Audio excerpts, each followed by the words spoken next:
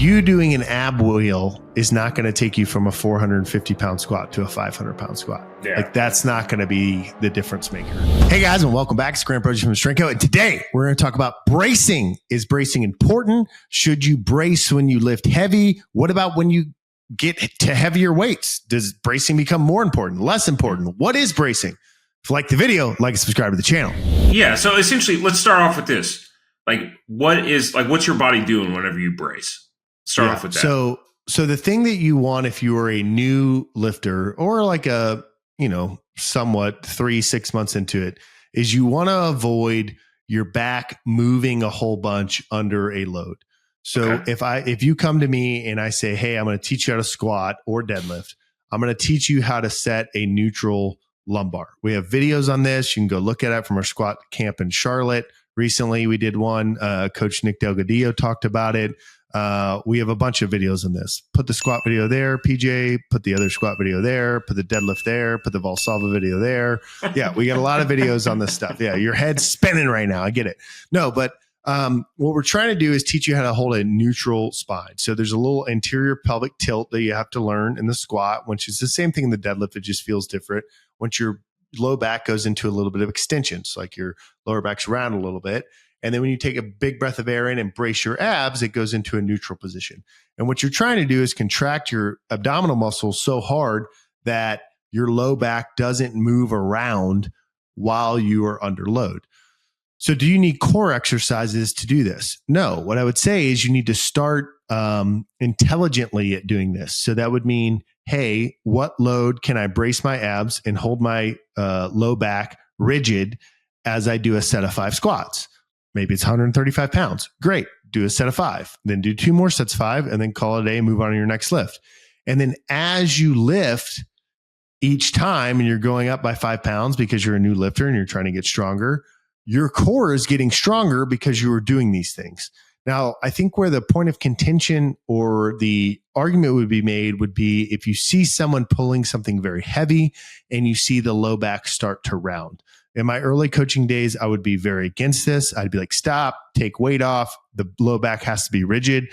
What I think now is if you start, let's say your squat at 135 pounds and your back's perfectly rigid and you all the way up 225 pounds and it's super rigid, but now it's like really hard and really slow. And then you go 230 and I don't know, on rep 5, you see a little bit of break in the back.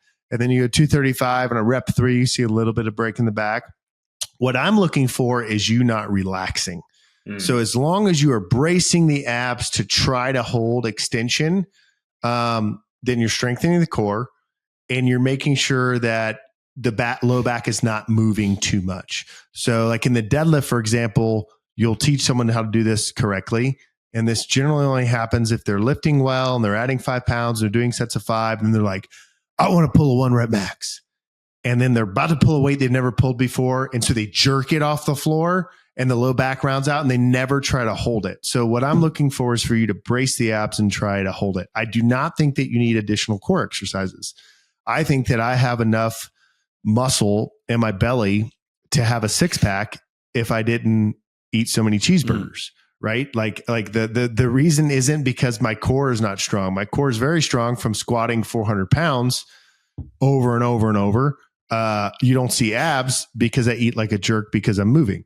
So I don't think you need additional core exercises to strengthen the back. I would also say that, if you watch strongman competitions or other things or people that lift stones, which is generally strongman, you'll see these rounded back pickups.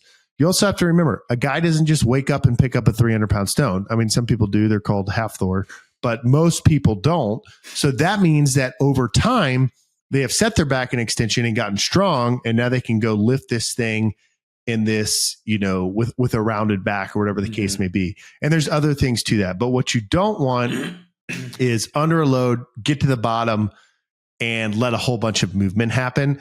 I don't think it's the end of the world. You're not going to break your back. If you tweak your back doing that, you're going to go to the doctor or the chiropractor, and they're going to tell you have bulging disc. Everyone has bulging disc. I wouldn't freak out about it. But yeah, I don't know. Did that answer your question? Yeah, basically, man. I guess the heart of it was like, do you think like additional core exercises would help? I don't. And it sounds like if you continue to do it in all your lifts that it just strengthens naturally. Because you're doing it when you press, you're doing it when you squat, you're doing it when you deadlift. You should be doing it when you bench, and like your core is just going to get strong. I don't think you need additional core work. I don't think you need to do planks. I don't think you need to do sit-ups. I actually think sit-ups are a big culprit of back pain.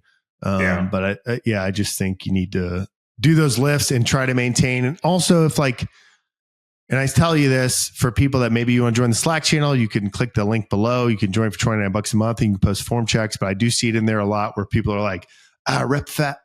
I feel like my back was rounded. And I'm like, yeah, it was a little bit rounded, but you're pulling 425 for a set of 5. Like you're fatigued, but I can tell that you are trying. That is different than when you see a guy jerk a bar, or like you can tell when someone's not trying to contract the abdomen to set the back. Mm-hmm. And if you have a little form breakdown, I really wouldn't worry. I used to worry about it way too much. It's not the end of the world. No, not at all. Yeah. And that's not like you're not against having like auxiliary exercises that would help. No. Lifts. Yeah. It's just you just don't think it's necessary.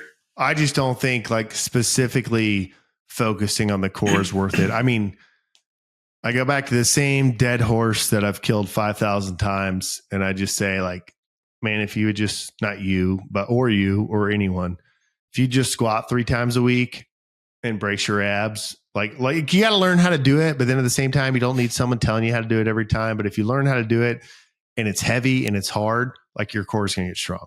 Yeah. And I think it'd be fine. But like, I don't think, hey, I'm going to ditch a squat exercise to do planks or ab wheels. And I'm also not saying that those things are bad. I just mean you doing an ab wheel is not going to take you from a 450 pound squat to a 500 pound squat. Yeah. Like, that's not going to be the difference maker. So anyway. For sure, man. Good slide. Love it. Good question. Good slide. If you like the video, like and subscribe to the channel.